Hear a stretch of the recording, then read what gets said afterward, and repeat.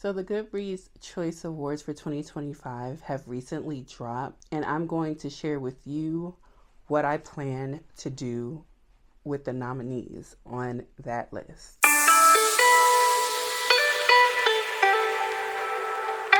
Welcome back to Reading Sprints and Chai Sips. I am your girl, Sasha Bonet, and yes, the Goodreads Reading Choice or Favorites Choice Awards have dropped, and I don't really care.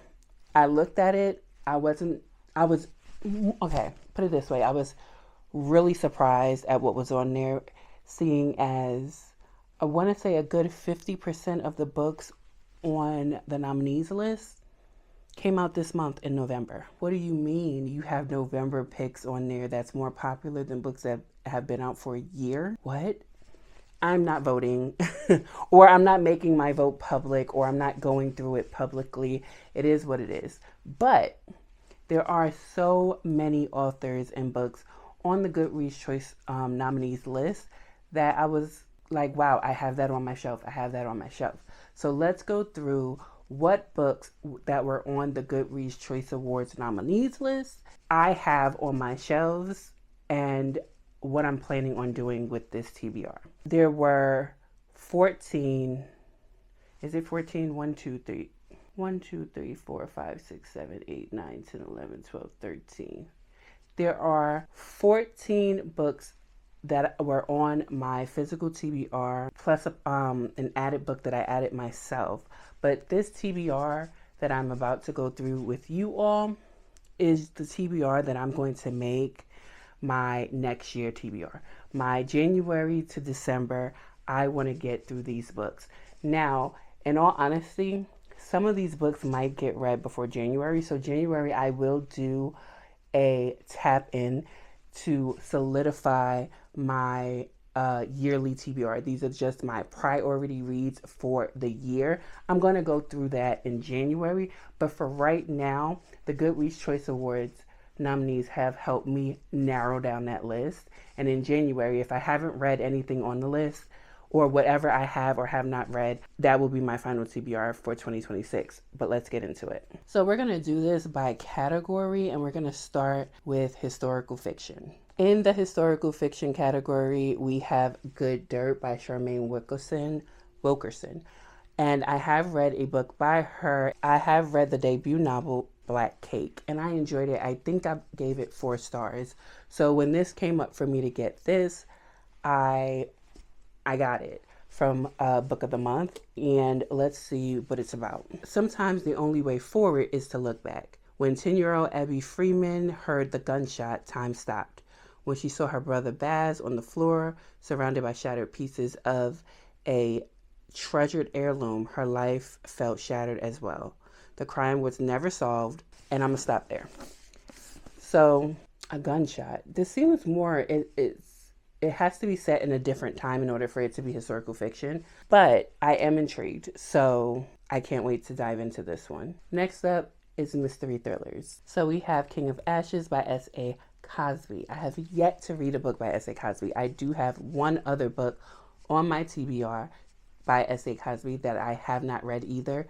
So if I get to this in 2026, either this one or that one will be the first. But I've been hearing raving reviews for this. So this being on the Goodreads Choice Awards does not surprise me. But I can't wait to get into it. A son returning home, a dangerous debt, secrets about to ignite, and a family about to be consumed by flames. I can't wait. Next up is a book that I anticipated because I've read the entire Robert Langdon series. And this one doesn't kind of surprise me that it was on the Goodreads Choice Awards, except for the fact that it just released. It's like very new. I doubt that people have actually read this book. I know I haven't. But Dan Brown's The Secret of Secrets, and this is the 5th, 6th, one of those, in the Robert Langdon series, and it's very heavy. And I'm not going to go through this one of telling you what it's about because it's the Robert Langdon series. He's always in somebody's church, helping people reveal secrets, hide secrets, teach people things. It's a whole thing. But I am very much intrigued by the series, so I will continue. Next up is Famous Last Words by Gillian McAllister. This is one of the books that I don't think will make it to 2026, but we'll see, because I'm a little bit like this is on hold for me at Libby. So if it becomes available before 2026, I will attempt to read it. So this one may not make it to that 2026 TBR. But I've read 2 Gillian McAllister books. One I enjoyed and one I did not. And I'm hoping that third time's a charm. So this one says, an addictive thriller about a new mother whose world is upended when her husband commits a terrifying crime.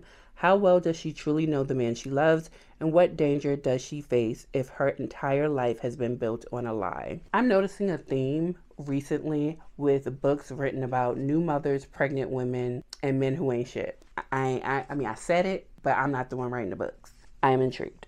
Next is Alice Feeney's Beautiful Ugly. I haven't read a book by Alice Feeney since I read the book I Know Who You Are. That was atrocious. If I could give it 0 stars, I would have. It deserves 0 stars. But Alice Feeney is an author that I do enjoy reading.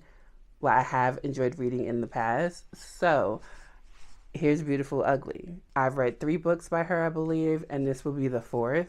And I can't wait. So this is supposed to be a gripping and deliciously dark thriller about marriage and revenge. Next up is Julie Clark's The Ghostwriter. Is it? Yeah, The Ghostwriter. And I've never read a Julie Clark book. And I told you all that I am in my horror thriller bag. So all of these horrors and thrillers and mysteries are the ones that I gravitated towards this year. Even though I have so much romance and I buy a lot of romance, I don't have my finger on the pulse of the thriller mystery horrors. That's why I get them from the book boxes. But this one is June 1975, so this is kind of like historical as well.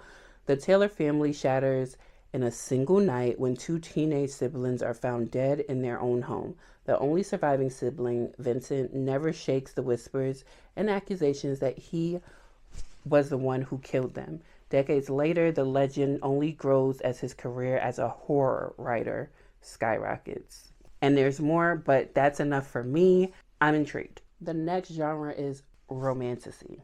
Now, this book also just dropped in November, so I don't know why it's on the list, but hey, it's on the list. I haven't read it yet, obviously, but Our Vicious Oaths by N.E. Davenport. Oaths. I can't say the word oaths correctly, but Our Vicious Oaths. Whatever. It sounds like I'm saying oats. But yeah, this is in Romantasy. And a warrior princess and a vengeful king from rival Fae courts form a fierce alliance to take down a merciless despot. In this journey of powerful magic, enemies to lovers, romance, and political intrigue. I got this one, and it's signed. I got this from More and More. That is a book box that gets you the new romance straight to your door the week of or week before it's supposed to drop in stores, so that you always know what's about to drop. So I picked up this one. I can't wait to read it. The next genre is fantasy. Now, this one dropped in October, and it's Mary Lou's Red City. This is a first, and I don't know. I think it's going to be either a duology or a trilogy.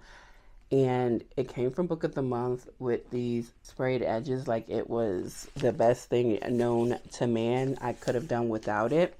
And I've never read a Mary or Marie Lou book, so I'm hoping that I enjoy it. But on the back it says, alchemy and ambition, power and perfection, love and lies, welcome to Angel City. Don't let it break your heart. Sounds good, but we'll see. The next book on the list is Drop of Corruption by Robert Jackson Bennett, or A Drop of Corruption. And I got this copy from Aardvark, and it was a limited time edition from Aardvark, and I got it with the first book. But that's the issue of this one being on there. This is the second book in the, I believe it's just a duology. It might be a trilogy. I don't know. Don't get me to lying. But I haven't read the first one. So yes, I'm going to read this one. But I have to read this one first. And this one is The Tainted Cup by Robert Jackson Bennett.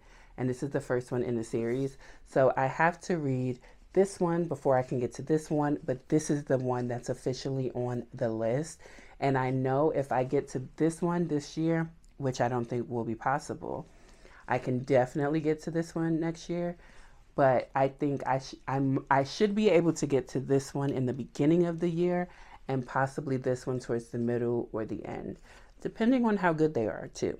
The next genre is science fiction. I don't read a lot of science fiction, so again, that's another thing that I don't have my finger on the pulse of, but I don't think I'm not a science girl, a sci-fi girl. I don't think I've found my sci-fi bag yet.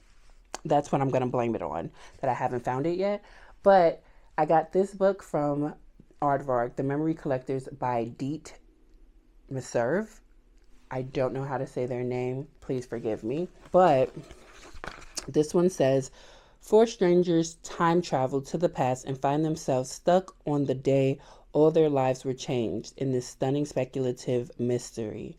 So it's a speculative mystery. I like time travel books, and I don't know why. So sci-fi might just be my bag if it's a time travel book. Maybe. Again, don't get me to lying. The next genre is horror. Now, this book just hit the shelves in September of this year, and it is Rachel Harrison's Play Nice. I don't think I've read a Rachel Harrison book.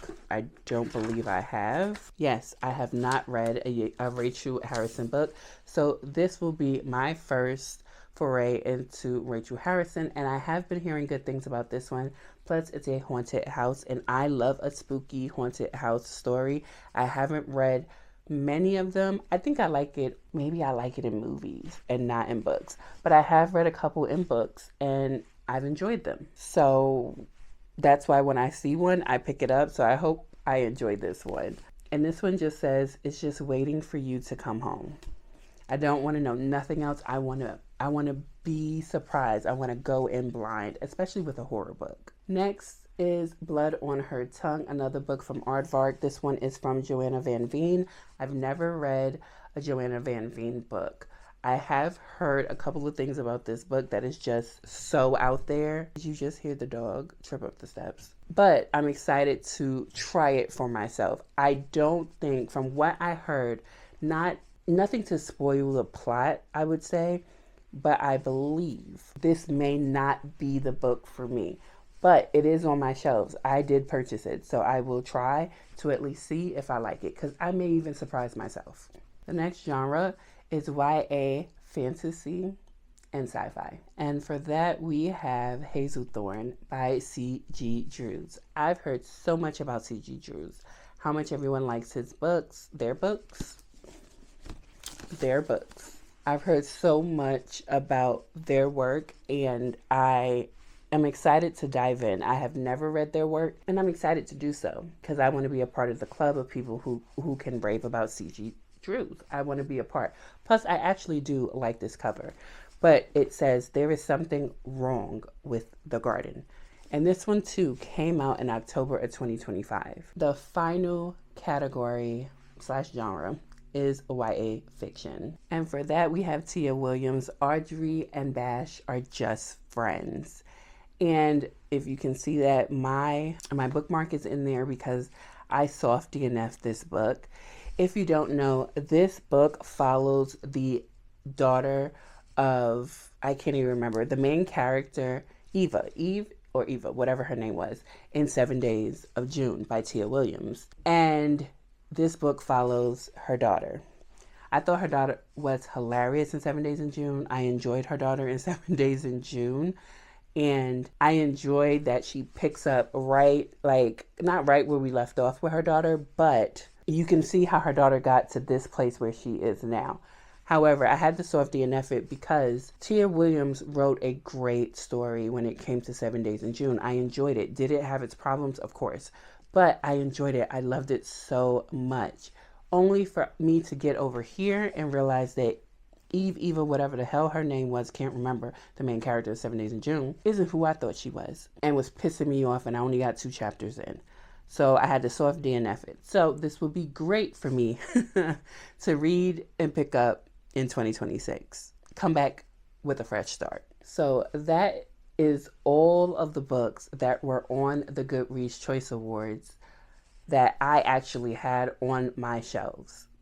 And instead of making and buying new books to read and to add to shelves, we can just tackle the ones we already have. So let me know if you read any of these books that I just mentioned, or if you've read any of the other books that are on the Goodreads Choice Awards. Did you vote? Did you see who was nominated, and did you agree? Let me know down in the comments, because I was a little bit pissed off by what I saw on the Goodreads Choice Awards, and I know it's based on popularity, shelving, likes, and things like that. It's not really based on who or on actual sales or anything like that. It's not really something you can count on. It still pissed me off. So let me know if you felt the same down in the comments for the 2025 Goodreads Choice Awards, Book Awards, whatever you want to call them. And let me know what you plan on reading in 2026 as well. Don't forget to like, comment, and subscribe, because I want to grow and I know you want me to grow as well. I will definitely see you in the next one. Bye.